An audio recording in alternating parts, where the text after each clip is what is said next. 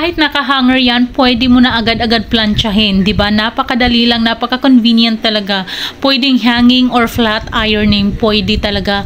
At best partner mo rin to kung ikaw yung palaging nagta-travel, tapos may mga appointment, 'di ba? Pang office na appointment. So pwedeng ito yung the best partner mo.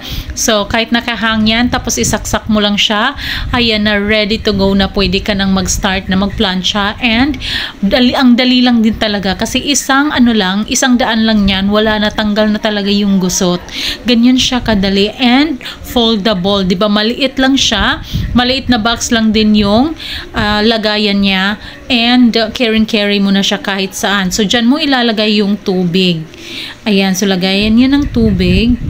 So takpan mo lang, tapos isaksak mo lang. After 20 seconds, pwede ka nang mag-start na mag-plancha. Press mo lang yung button.